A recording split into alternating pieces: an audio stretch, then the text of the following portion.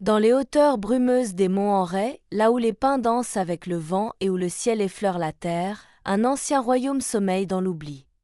Jadis florissant, il ne reste aujourd'hui de Auray que des ruines mangées par la mousse et des légendes que les anciens murmurent au coin du feu. Parmi ces légendes, l'une surpasse toutes les autres, celle de la cloche de l'aube sacrée. On disait qu'elle ne sonnait qu'une seule fois par génération, à l'instant précis où le monde basculait entre l'ombre et la lumière. Une cloche si pure, forgée à partir d'un métal céleste, qu'elle ne résonnait pas dans l'air, mais dans l'âme. Son écho pouvait éveiller les cœurs purs ou réveiller les ténèbres enfouies. Elle ne jugeait pas, elle révélait. Mais depuis plus de 100 ans, la cloche est restée silencieuse. C'est dans ce royaume oublié que vivait l'un, une orpheline à la chevelure d'encre et aux yeux brumeux, couleur de pluie sur les feuilles de bambou. Recueillie par Maître Chêne, un vieux moine solitaire, elle vivait au monastère de Caen, perchée sur les crêtes vertigineuses, entre ciel et précipice. Sa vie se résumait à des rituels simples, prière matinale au gong du levant, méditation au bord de l'étang, cueillette des herbes médicinales et les longues énigmes du vieux maître. La vérité n'a pas de voix, disait Chêne, mais elle parle toujours à ceux qui écoutent. Et l'un écoutait. Non pas les mots, mais les silences entre eux. Le chant du vent dans les bambous, le craquement des pierres sous ses pas, le soupir des feuilles quand personne ne regardait. Depuis l'enfance, une sensation étrange l'habitait. Comme un appel venu d'un autre temps. Une attente.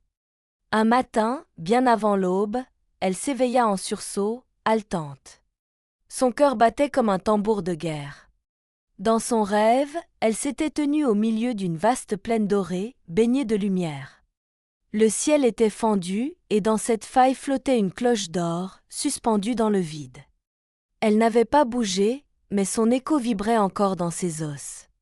Elle en parla à Chêne, dont le visage s'assombrit. « Tu l'as entendu » murmura-t-il, les yeux fixés sur un point invisible. L'un hocha la tête. Le vieux moine se leva lentement, comme si un poids ancien venait de lui retomber sur les épaules. Alors le cycle recommence ? Il ne dit rien de plus ce jour-là. Mais dès l'aube suivante, il l'emmena dans une pièce du monastère qu'elle n'avait jamais vue, une salle circulaire au plafond étoilé, tapissée de soie rouge fanée. En son centre trônait un vieux tambour de pierre, couvert de symboles oubliés. Chêne frappa dessus. Aucun son ne sortit, mais l'un sentit une vibration dans sa poitrine, comme si son cœur répondait à un appel muet. « C'est le murmure du silence, dit-il. Un langage que seuls les élus peuvent entendre. » Ce fut le début de quelque chose qu'elle ne comprenait pas encore. Dans les jours qui suivirent, des signes étranges se multiplièrent.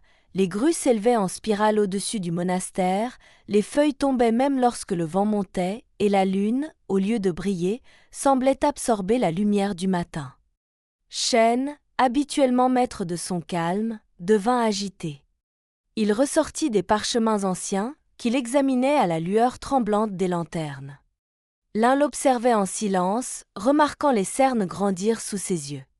Une nuit, elle aperçut un mot écrit en grandes lettres rouges, « Résonance ». Elle ne savait pas ce que cela signifiait, mais ce mot vibrait en elle comme un souvenir. Quelque chose, quelque part, cherchait à se faire entendre. Un soir, alors que le soleil s'effaçait derrière les pics, Chêne s'assit face à elle. « Tu n'es pas venu ici par hasard, Lin. Ton rêve est un message.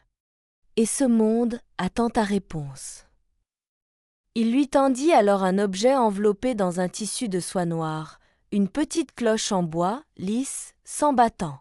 « Ceci est ton épreuve. Pars vers le sud, dans la vallée des Trois Soupirs. Là-bas, tu apprendras ce que ton rêve tente de te dire. » « Et si je ne veux pas ?» Il lui adressa un sourire doux, mais empli d'une tristesse infinie. « Alors la cloche sonnera sans toi, et le monde ne saura pas comment y répondre. » L'un ne répondit pas. À l'aube suivante, elle s'inclina devant Chêne, serra la cloche contre son cœur et descendit la montagne. Derrière elle, les vents se levèrent. Et quelque part, dans l'invisible, Une vibration attendait d'être entendue. Le sentier était escarpé, sinueux, bordé de pierres moussues et de fougères tremblantes. À chaque pas, le vent semblait souffler des noms oubliés, comme une langue ancienne qui cherchait à être traduite par les souvenirs. L'un avançait sans se retourner. Elle avait grandi parmi les hauteurs du monastère, mais la vallée en contrebas lui était étrangère. Pourtant, à mesure qu'elle descendait, une sensation étrange s'emparait d'elle. Comme si cette route l'avait déjà connue. La vallée des Trois Soupirs n'apparaissait sur aucune carte. Ce n'était pas un lieu qu'on atteignait avec les pieds, mais avec l'âme. Les anciens disaient qu'elle se révélait uniquement à ceux qui entendaient la mémoire du monde dans leur cœur. L'un marcha 2 jours et 2 nuits. Elle dormait à la belle étoile, bercée par le cri des chouettes et le murmure de l'eau. Chaque nuit, la cloche de son rêve revenait.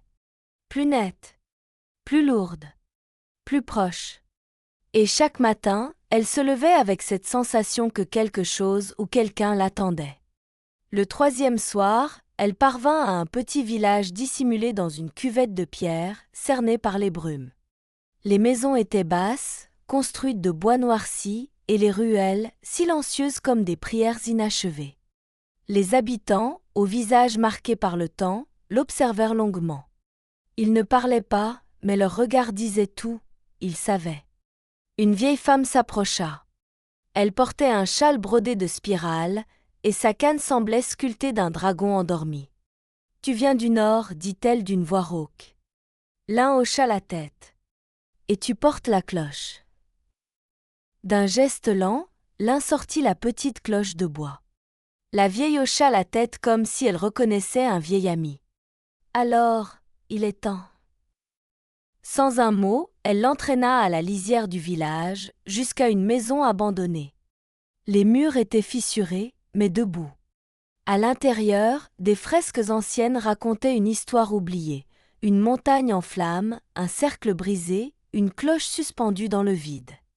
L'un s'approcha et posa ses doigts sur les dessins. Et soudain, tout bascula. Elle se vit, enfant. Non pas au monastère, mais dans un jardin baigné de lumière. Des cerisiers en fleurs. Une femme riait.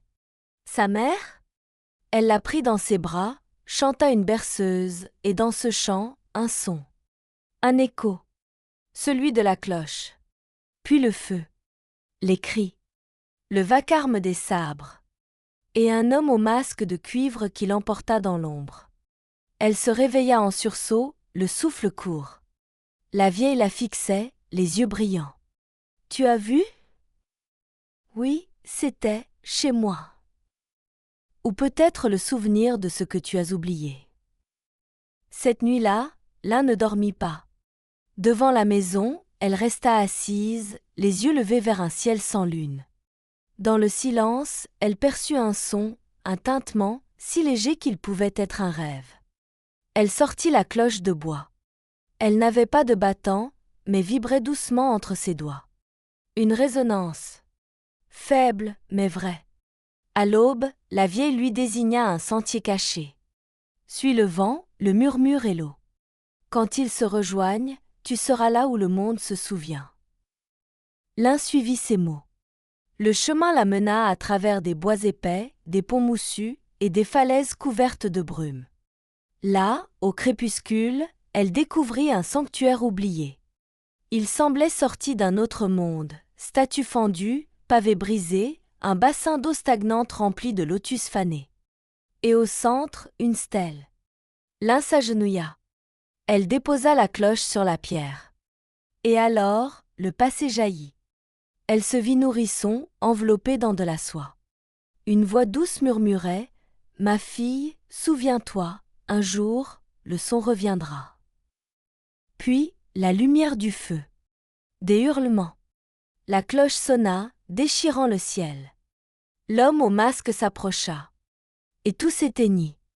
L'un revint à elle, le cœur battant à tout rompre. Elle n'était pas née dans le silence. Elle y avait été placée. La cloche n'était pas un objet. C'était un sceau.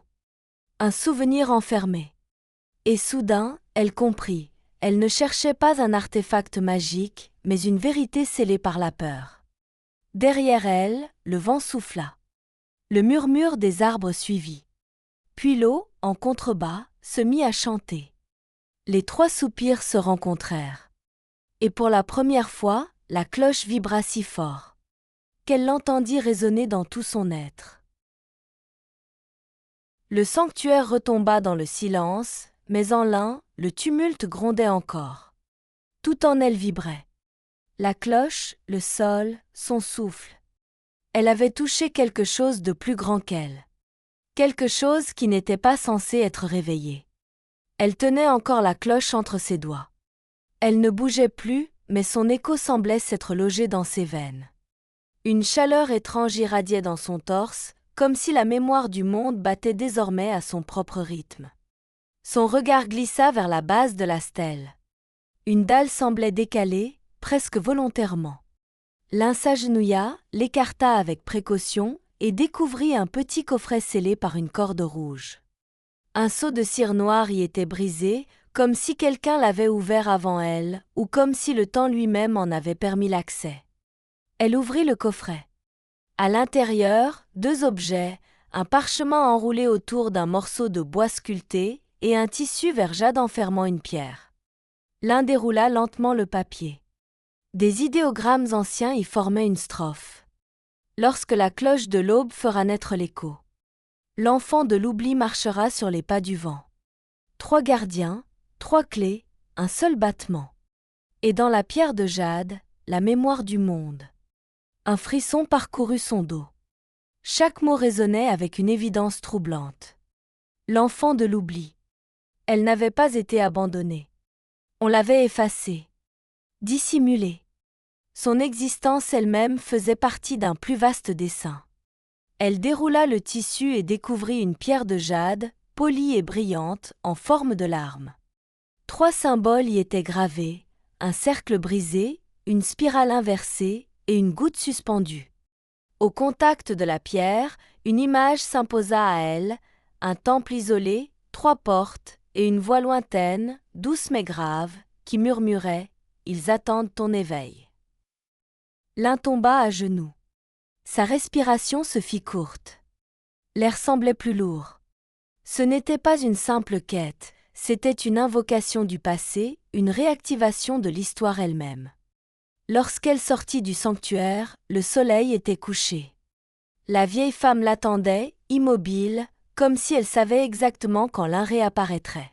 « Tu as vu » L'un, encore secoué, lui montra la pierre. La prophétie de Jade, murmura la vieille, les yeux grands ouverts. Je croyais que ce n'était qu'un conte. Une légende que nous racontions aux enfants. Et les 3 gardiens? Qui sont-ils? 3 maîtres des souffles. 3 veilleurs du silence. Chacun détient un fragment. Depuis la chute du royaume, ils se sont éparpillés. On dit qu'ils se cachent là où le monde ne parle plus. Elle sortit alors un pendentif de sa tunique, un cercle de bois au centre duquel était gravé le même motif que sur la pierre de jade. Porte ceci. Il t'ouvrira les portes. Mais sache-le, l'un, tu n'es pas seul à entendre l'écho. Qui d'autre? La vieille détourna le regard. Ceux qui veulent faire taire le monde. Pour toujours. L'un reprit la route. Le ciel s'était couvert, un vent froid glissait entre les arbres. Elle suivit un sentier que nul ne lui avait montré, mais que son cœur connaissait. Elle avançait comme dans un rêve éveillé, portée par quelque chose de plus fort que la peur. Au crépuscule, elle arriva devant une arche de pierre brisée, noyée sous les racines. Sur les piliers, les 3 symboles étaient gravés, identiques à ceux de la pierre. Elle entra. Un chemin tapissé de feuilles rouges menait à un autel ancien. Au centre, une tablette de pierre l'attendait. Elle posa la pierre de jade. Le sol vibra. Le vent se leva d'un coup, soulevant les feuilles comme des milliers de murmures. Puis, dans le ciel, 3 traits de lumière jaillirent de la tablette, fendant la brume. Chacun pointait dans une direction différente, nord et ouest. L'un comprit, les 3 gardiens l'attendaient. chacun dans un sanctuaire, chacun portant une clé de sa mémoire. Mais ce qu'elle ne vit pas, c'était la silhouette tapie au loin, dans les bois. Une forme encapuchonnée. Des yeux de braise. Et un masque de cuivre, froid, sans expression. L'homme observa la lumière. Puis l'un. Et murmura. Elle est en marche. Puis il disparut dans les ombres, comme s'il n'avait jamais été là. Les 3 traits de lumière s'étaient dissipés, mais l'un les voyait encore, imprimés dans sa mémoire. Ils avaient tracé le ciel comme des blessures de feu, indiquant un chemin que seule elle pouvait suivre.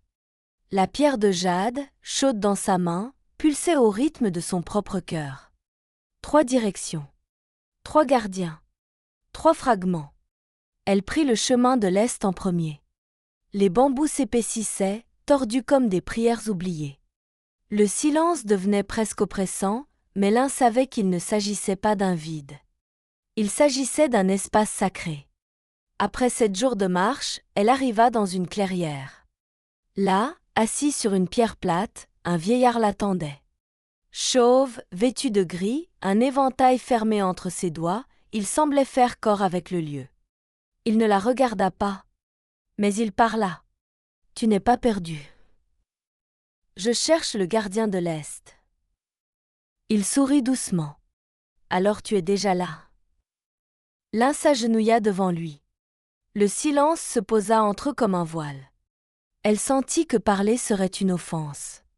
Alors, elle écouta. Le vent dans les feuilles.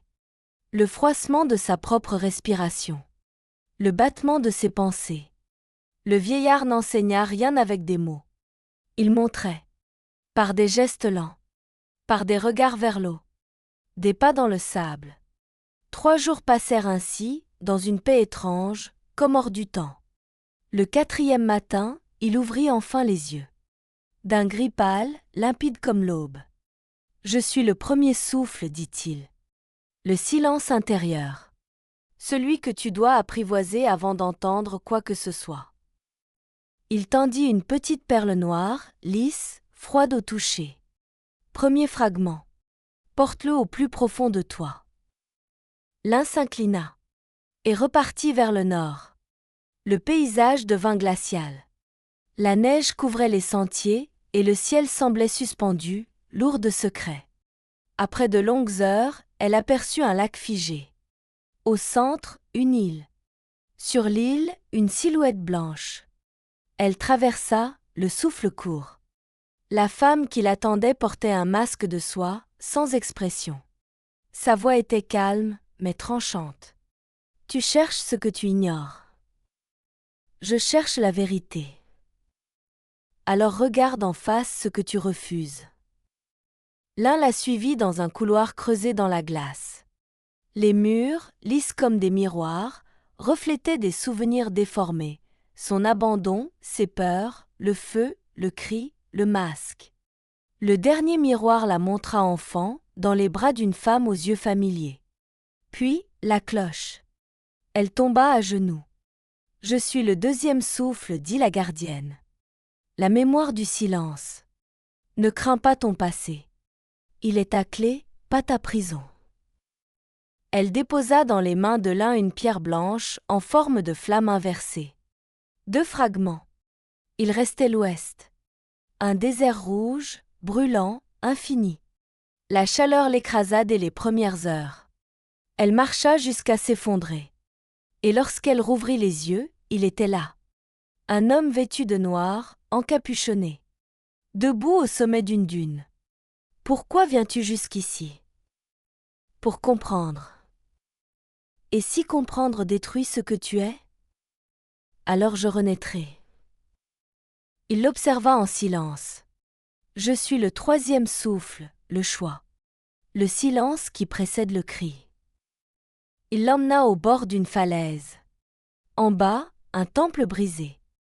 L'un eut une vision, elle-même, sonnant la cloche. Le monde tremble. Des peuples fuient. D'autres s'agenouillent. Et au centre, l'homme au masque de cuivre. Chaque fragment est une clé. Mais ouvrir la porte est une dette. Il lui tendit une sphère rouge. Elle palpitait, chaude comme un cœur vivant. 3 fragments. Mais avant qu'elle ne parte, il ajouta. Tu n'es pas seul. L'écho attire l'ombre. Et l'ombre est déjà sur tes traces. Les 3 fragments pulsaient à l'unisson dans la poche de l'un, formant un triangle brûlant contre sa peau. Chaque pas semblait l'attirer vers un lieu qui lui était étrangement familier, comme si ses souvenirs marchaient quelques mètres devant elle, guidant ses pieds. Le vent ne soufflait plus, il murmurait des syllabes disloquées, des noms qu'elle n'avait jamais entendus, et pourtant qu'elle comprenait. La pierre de jade s'illumina faiblement lorsqu'elle atteignit une vallée cachée, dissimulée entre 2 parois rocheuses couvertes de lierre noir. En contrebas, dans un gouffre plongé dans l'ombre, reposait une structure monumentale, renversée. Des colonnes plantées dans le ciel, des marches qui descendaient vers le vide et un toit enfoui dans le sol. Le temple inversé. Elle n'eut pas à réfléchir. Son corps savait déjà ce que son esprit hésitait encore à accepter. Elle descendit les marches. L'espace se distordait à mesure qu'elle avançait. Le haut devenait le bas, les sons résonnaient avant même qu'elle n'entende ses propres pas. L'air était dense, comme s'il retenait sa respiration depuis 1000 ans. À l'intérieur, les murs étaient couverts d'inscriptions anciennes, certaines gravées à l'envers, d'autres à demi effacées. Partout, le même motif revenait, une cloche entourée de 3 cercles brisés. Une fresque immense, au plafond, représentait une scène de chaos, une cloche qui sonne, un monde qui se fissure et une silhouette masquée dans les flammes. L'un s'enfonça dans les profondeurs du temple jusqu'à une salle circulaire. Au centre, un socle de pierre sculptée l'attendait. 3 cavités parfaites. Elle plaça les fragments, la perle noire, la flamme blanche, la sphère rouge. Le sol trembla. Un grondement surmonta des murs. La pièce pivota lentement, comme un mécanisme secret enclenché par le destin. Puis, 6 portes apparurent autour d'elle. Chacune était différente, une de bois, une d'eau figée, une de feu, une de fer, une d'ombre et une, simple, sans aucun ornement. Une voix résonna dans son esprit. Ni homme, ni femme. Un écho vivant. Choisis, enfant de l'écho. Une seule porte t'offre la vérité. Les autres ne font que te refléter. L'un sentit son cœur se serrer. C'était un test. Le dernier. Elle ferma les yeux, se remémora le silence du vieux maître, la douleur du miroir, le feu du désert. Puis elle s'avança vers la porte nue. Celle qui ne promettait rien. Elle posa la main dessus. La pierre devint translucide. Et l'un fut englouti. Elle ne tomba pas, elle se perdit. Dans un souvenir. Pas un souvenir de sa mémoire, mais de sa naissance. Elle se vit, petite fille, dans une salle semblable. Des moines l'entouraient, récitant des prières. Sa mère était là, les yeux pleins de larmes. Et au centre, la cloche. Suspendue, inversée, entourée de talismans. Une main trembla. Le battant de la cloche vibra, puis frappa. Le sol se fissura. Une lumière aveuglante jaillit. Et des cris. Des hommes masqués envahirent le temple. Le sceau avait été brisé. Et le monde, modifié. L'un revint brutalement à elle, les genoux au sol. Elle haletait. La cloche n'avait pas été utilisée pour protéger. Elle avait été utilisée pour punir. Et c'est ce jour-là que tout avait changé. Que son nom avait été effacé. Que le monde avait commencé à oublier. Et elle comprit, la cloche ne porte ni bien ni mal. Elle révèle ce que contient celui qui l'a fait sonner. Un bruit métallique interrompit sa pensée. Elle se redressa. Quelqu'un approchait. Une silhouette sombre glissa entre les colonnes. Un manteau noir. Des bottes d'acier. Et un masque de cuivre, poli comme un miroir. Il s'arrêta à quelques pas. Il n'avait pas besoin de parler. Mais il le fit. « Tu n'es pas prête. » L'un se leva lentement. « Je le suis assez pour ne plus fuir. » « Tu crois être une élue. Tu n'es qu'un écho. Moi, je suis la résonance. Il leva la main. Aussitôt, la cloche dans la poche de l'un vibra avec violence. Une douleur fulgurante l'électrisa. Elle tomba, hurlant en silence. Tu vois ? Elle répond à moi. Pas à toi. Mais alors que l'homme avançait, une illusion du temple s'activa. Un mur de pierre jaillit du sol, les séparant brusquement. L'un profita de l'instant. Elle courut. Elle remonta les escaliers, inverse, fuyant, mouvant. L'air devenait plus léger, mais la menace plus lourde. Lorsqu'elle atteignit la surface, la lumière du jour la frappa en plein visage. Elle avait la clé. Mais elle n'était plus seule à la porter. Le vent avait changé. Il ne murmurait plus, il sifflait. Sec, précis, comme une lame qu'on affûte sur la pierre. L'un descendait les contreforts du temple inversé, les jambes engourdies, les mains encore tremblantes. Chaque pas l'éloignait du sanctuaire, mais l'homme au masque, lui, se rapprochait. Elle le sentait, comme une ombre constante derrière son souffle. Elle avait la clé. Mais elle n'avait pas encore la force. Le monde autour d'elle semblait l'attendre. L'air vibrait. Les arbres se penchaient à son passage. Elle marchait sans but apparent, mais quelque chose la guidait, une résonance intérieure, comme un battement secret partagé avec la cloche. Au 3e jour, alors qu'elle longeait une rivière bordée de pins, elle aperçut un vieux bâtiment en bois, à moitié enseveli par la végétation. Un dojo, silencieux, oublié du monde. Les portes étaient entr'ouvertes. Elle entra. À l'intérieur, tout semblait figé. Les tatamis, couverts de poussière, portaient encore les marques d'anciens pas.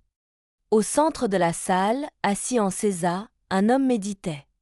Torse nu, marqué de cicatrices, il tenait un sabre posé sur ses genoux, l'âme vers le ciel. Il ouvrit les yeux. « Je t'attendais. » L'un s'arrêta. « Qui êtes-vous » ? Un écho de ton père. Il m'a laissé une mission. T'enseigner ce qu'il n'a pas eu le temps de transmettre. L'un sentit son souffle se bloquer. Mon père était un sabreur ? Il était une note. Une onde. Pas une lame. Il se leva avec lenteur, dignité. Son regard était calme, comme l'eau juste avant qu'on y jette une pierre. Il prit le sabre, fit un seul mouvement. Pas une attaque. Un chant. Le vent s'arrêta. La poussière se souleva. Un son imperceptible flotta dans l'air, comme un frisson musical. Ceci est le sabre des vagues sonores. Un art qui ne tue pas. Il révèle. Il lui tendit un vieux bokken, un sabre d'entraînement. L'un l'attrapa à 2 mains, incertaine. Tu veux vaincre. Tu veux protéger. Mais tu ignores encore écouter. Les jours suivants furent durs. Très durs. Il ne lui apprit pas à frapper. Il lui apprit à attendre. À sentir le silence avant le bruit. À lire les tensions dans le souffle d'un adversaire. À voir le combat avant qu'il ne commence. Chaque matin, elle répétait les mêmes gestes. Chaque soir, elle chutait, éreintée, frustrée. Mais elle continuait. Car quelque chose changeait en elle. Ses mouvements devenaient plus fluides. Sa respiration, plus lente. Ses pensées, moins bruyantes. Le maître lui disait : « La cloche ne répondra qu'au geste juste. Le sabre n'est pas ton arme. C'est ton accordeur. » Une nuit, elle rêva de sa mère. Elle tenait un sabre court, d'apparence banale, mais dont la lame chantait au contact de l'air. À son réveil, elle trouva ce même sabre déposé à côté de son lit de paille. C'était le sien, dit le maître. Il coupe à travers le mensonge. Pas la chair. L'un le prit, le sentit vibrer légèrement dans sa main. Dans la lame, elle vit son reflet, puis une silhouette floue, familière, masquée. Elle se retourna, le cœur battant. Mais il n'y avait rien. Il est proche, murmura le maître. Et il attend que tu le craignes. Ne lui donne pas ce pouvoir. Je suis prête à l'affronter. Non. Tu es prête à écouter. Ce n'est pas la même chose. Le lendemain, elle réalisa enfin le mouvement parfait.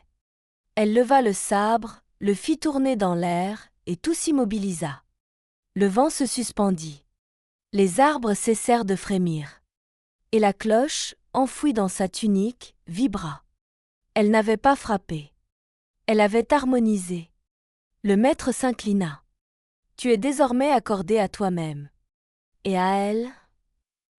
Avant son départ, il lui tendit un dernier objet, un pendentif de bois, sculpté avec un ancien caractère, Nami, la vague. Souviens-toi, l'eau n'a pas besoin de forcer. Elle trouve toujours son chemin. L'un repartit. Plus droite. Plus calme. Le sabre dans le dos. La cloche dans le cœur. Et pour la première fois, elle n'avançait plus pour fuir l'ombre. Elle avançait pour incarner la lumière. La pluie tombait fine et glaciale sur les sentiers de pierre que l'un parcourait. Chaque goutte semblait frapper plus fort que la précédente, comme si le ciel lui-même testait sa volonté. Le vent, devenu hargneux, fouettait les arbres, et la brume envahissait peu à peu la forêt. Depuis son départ du dojo, elle sentait une présence. Pas un animal. Pas un homme. Quelque chose d'ancien. Une force qui ne marchait pas derrière elle, mais à travers elle. La cloche vibrait parfois sans raison. Les 3 fragments dans sa tunique s'échauffaient comme s'ils réagissaient à une présence invisible. Même les oiseaux s'étaient tus. Au détour d'un sentier oublié, elle s'arrêta. Il était là. Debout, sous un arbre mort, les bras croisés, le visage couvert d'un masque de cuivre poli, sculpté de fines lignes qui ressemblaient à des fissures. Il ne bougeait pas. Il attendait. « Tu savais que je viendrais, dit l'un. Depuis ta naissance. » Sa voix était grave, basse, mais étrangement calme. Pas menaçante. Simplement inévitable. Il portait une longue cape noire détrempée, un sabre attaché à sa hanche. Mais ce furent ses yeux, derrière le masque, qui la figèrent. Ils n'étaient pas vides. Ils étaient épuisés. Tu m'observes depuis le début. Je t'écoute. Tu vibres à travers les mondes. Comme elle. Ma mère? Il hocha lentement la tête. Elle a été mon élève. Mon échec. Mon châtiment. Le ton n'était ni arrogant ni coupable. Il était celui d'un homme qui porte un fardeau depuis trop longtemps. Et tu veux quoi maintenant? Me tuer? Voler la cloche? Il dégaina lentement sa lame noire. Non pas comme une menace. Comme un rituel.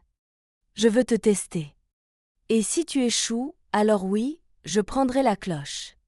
Pour faire ce que ta mère n'a pas eu le courage d'achever. L'un dégaina à son tour.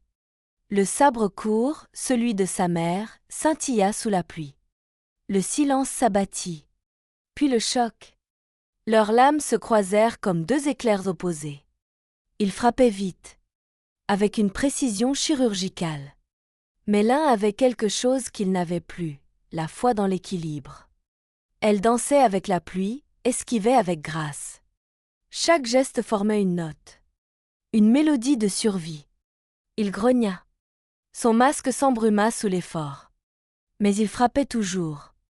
Inlassablement. Implacablement. Un coup la frôla. Une entaille au bras. La douleur la fit chanceler. Il en profita pour l'envoyer au sol d'un revers du pied. Tu crois comprendre ce que tu portes. Mais tu ne sais rien. Il s'approcha. Tu crois que la cloche apporte la paix. Elle est née pour purger. L'un releva la tête, les genoux tremblants. Elle révèle ce que nous portons en nous. Elle ne juge pas. Elle reflète. Il leva son sabre. Mais elle parla. Tu as peur. Parce que tu sais que ce qu'elle montrera de toi, ce sera ta trahison. Un frisson le traversa. Il arrêta son mouvement. Tu l'aimais. Le silence tomba comme un couperet. Il recula d'un pas. Tu l'aimais et tu l'as perdue parce qu'elle a refusé de suivre ta voie. Il tourna la tête. Son masque luisait, mais une larme en coula lentement.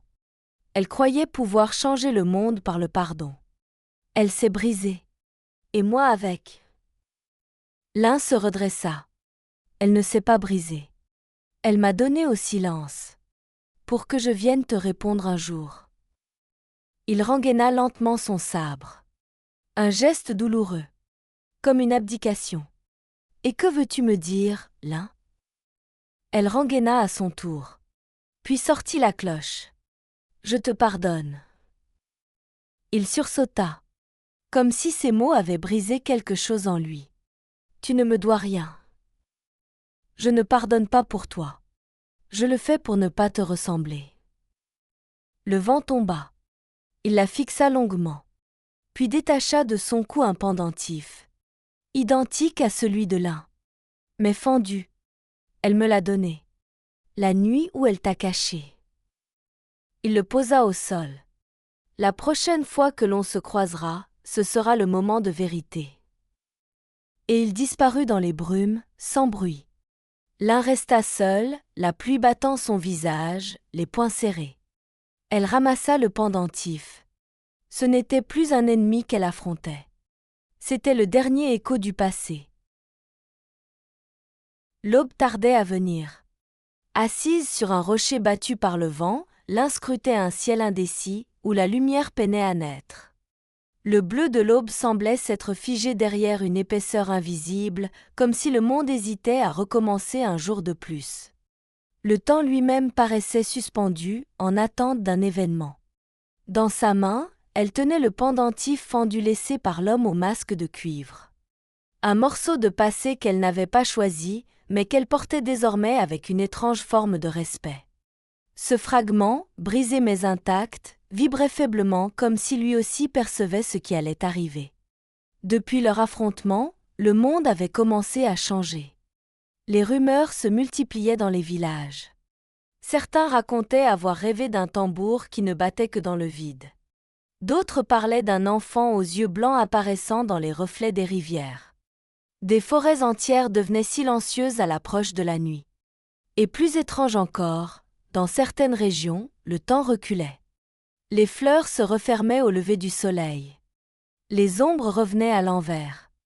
Le monde ne suivait plus ses propres lois. Et l'un comprenait maintenant pourquoi. La cloche ne résonnait pas uniquement dans l'âme. Elle organisait le réel.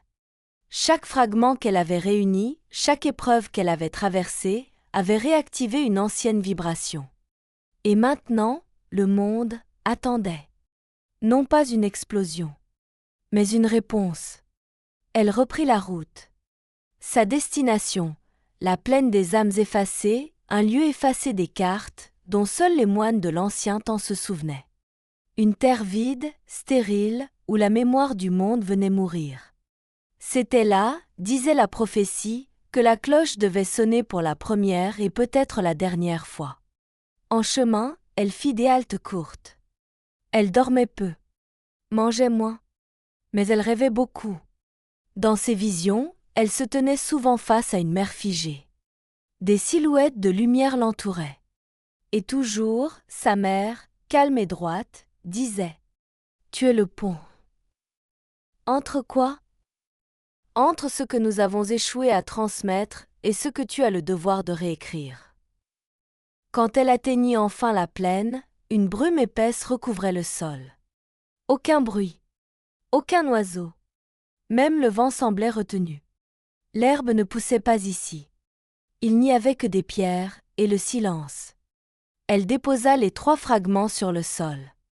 La pierre de jade se déploya comme une fleur. Un cercle se forma, lumineux, vibrant. La cloche quitta lentement sa tunique. Elle lévita au-dessus du sol.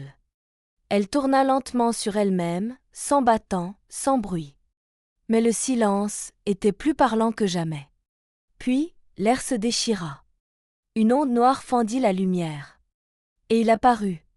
L'homme au masque de cuivre. Il n'avait plus l'air d'un ennemi, ni même d'un homme. Il semblait plus vide, comme un vase dont le contenu s'est évaporé. Son masque, autrefois lisse, était fissuré. Il n'avait pas vieilli. Il s'était érodé. Il s'approcha lentement. C'est donc ici que ça doit finir. Ce n'est pas une fin, répondit l'un. C'est un début. Le monde n'est pas prêt à entendre cette note. Alors elle deviendra silence. Elle s'approcha à son tour. Leur regard ne se fuyait plus. Tu l'as aimé, pas vrai? Elle m'a cru. Et tu l'as trahi. Il baissa les yeux. Non, je me suis trahi. Elle m'a pardonné, avant même que je le mérite. Un silence long, profond, sacré, puis l'un tendit la main. Viens, on sonne ensemble. Pas pour imposer, pas pour punir, mais pour éveiller. Il hésita. Une larme coula. Il leva la main. Et leurs paumes se posèrent ensemble sur la cloche. Le monde entier se tendit. Les arbres frémirent, les lacs se figèrent, les étoiles vacillèrent dans le ciel de midi. Et alors, la cloche chanta. Pas un bruit, un frisson, un accord. Une onde qui traversa tout la terre, les souvenirs, les vivants, les morts, les possibles. Et l'aube, cette fois, ne se leva pas. Elle s'épanouit. Le son n'en était pas un. Quand la cloche résonna, il n'y eut ni fracas, ni onde de choc, ni déchirure. Il n'y eut même pas de vibration perceptible. Seulement un frisson. Un frisson si pur, si intime, qu'il traversa la matière comme une vérité que plus rien ne pouvait nier. Le monde s'arrêta. Les arbres figèrent leurs branches en l'air. Les rivières s'aplatirent comme des miroirs. Le vent, lui, s'effaça entièrement. Plus rien ne bougeait sauf l'intérieur. Les cœurs, les mémoires, les regrets. Et dans cette immobilité soudaine, le monde commença à changer. Lentement, comme un souvenir qu'on redécouvre, la réalité se reconfigura. Des montagnes autrefois impassables s'effondrèrent en collines fertiles. Des forêts brûlées depuis des siècles réapparurent, arbre par arbre. Les étoiles, au-dessus, tournèrent dans un sens nouveau. Et une étoile, une seule, s'alluma en plein jour. L'un se tenait toujours là, main tendue vers la cloche suspendue entre ciel et terre. Ses doigts tremblaient. Elle avait l'impression d'avoir ouvert quelque chose qu'elle ne pourrait plus refermer. Autour d'elle, les fragments anciens s'étaient consumés dans la lumière. Ce qui avait été divisé était désormais intégré. La cloche brillait, mais d'une lumière douce, non écrasante. Et dans l'air, des images flottaient. Non pas des visions, mais des vérités flottantes. Des visages, des souvenirs, des douleurs refoulées, des joies oubliées, des erreurs, oui, mais aussi des possibles. Et dans tout cela, l'incompris. La cloche n'était ni une punition, ni un miracle. Elle était un miroir sonore, une onde qui révélait ce que chacun portait en lui, sans filtre. Elle reflétait l'invisible. Et maintenant, elle lui demandait une réponse. Mais tout n'était pas fini. Une chaleur étrange s'éveilla en elle. Une pulsation sourde, comme un tambour à l'intérieur de ses os. Elle chancela, tituba, tomba à genoux. Ce n'était pas de la douleur. C'était un appel. Une résonance qui la dépassait. Elle ferma les yeux. Et bascula. Elle ne tomba pas. Elle traversa. Un espace blanc. Infini. Ni ciel, ni sol. Juste une lumière douce, uniforme, accueillante. Et là, au centre de ce non-lieu, une silhouette. Sa mère. Non pas une illusion. Pas un souvenir. Un écho vivant. Un fragment d'âme préservé par la cloche, au-delà du temps. L'un avança, les larmes aux yeux. « Tu es venue, dit la femme. Je ne sais pas si j'ai fait le bon choix. Ce n'est pas le choix qui compte. C'est la musique que tu laisses après. » Elles se prirent les mains. Et à ce contact, des souvenirs se diffusèrent entre elles. L'enfance volée, les enseignements oubliés, les jours de paix, les heures sombres. toute la vie, toute l'humanité. Je ne veux pas de pouvoir. Alors tu es prête à porter l'impact. Je ne veux pas être une héroïne. Alors tu deviendras un symbole. L'un tomba dans ses bras. Sa mère la serra fort, comme si elle voulait effacer toutes les blessures. Que dois-je faire maintenant? Transmettre. Et disparaître. L'un hocha la tête, les yeux fermés. Et dans cette étreinte, elle comprit. Elle ne pouvait pas garder la cloche. Elle ne pouvait pas régner sur le silence. Elle devait libérer. Quand elle ouvrit les yeux, elle était de retour sur la plaine. Le monde reprenait lentement son mouvement. Les arbres bougeaient. Le vent soufflait. Les ombres reprenaient leur place. La cloche descendit lentement au sol. Son éclat s'atténua. Elle ne vibrait plus. Elle avait fini de parler. L'un s'agenouilla devant elle. Elle leva la main et frappa doucement. Un dernier battement. Un dernier souffle. Pas pour réveiller. Pas pour punir. Pour offrir. Une onde douce s'échappa. Elle se répandit sans violence. Un message. Souviens-toi de ce que tu es et ose le devenir. Et puis, silence. Vrai, complet, apaisé. Les saisons passèrent. Puis les années. Le monde, lui, continua. Mais plus jamais comme avant. Depuis le dernier battement, la cloche était devenue silencieuse, non pas absente, mais accomplie. Elle avait quitté la plaine des âmes effacées. Certains disent qu'elle s'était dissoute dans l'air. D'autres, qu'elle avait fusionné avec le cœur de l'un. Mais elle n'était plus visible. Et pourtant, son effet perdurait. Les anciens conflits s'étaient calmés. Les peuples autrefois séparés par la peur se mettaient à se parler. Pas toujours avec confiance, mais avec honnêteté. Et cela suffisait. Les forêts redoublaient de vie. Les vieux temples respiraient à nouveau.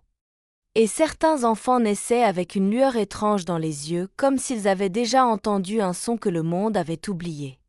Quant à l'un, elle disparut de l'histoire. Pas dans le sang, pas dans la gloire. Elle s'éclipsa. Certains disent qu'elle devint gardienne d'un monastère perdu. D'autres, qu'elle traversa l'océan à la recherche de nouvelles dissonances à guérir.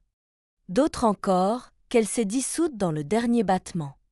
Mais ceux qui l'ont vraiment croisée après ce jour disent ceci. Elle parlait peu, écoutait beaucoup, et portait, autour du cou, 2 pendentifs. L'un intact, l'autre fendu. Un matin, dans un village de la vallée, une vieille femme raconta à un enfant curieux. Il fut un temps où le monde oubliait qui il était. Et maintenant? Demanda l'enfant. Elle sourit. Maintenant, il apprend à écouter. Et dans le vent, si l'on tendait bien l'oreille, on pouvait encore entendre, loin, très loin, le souvenir d'une cloche.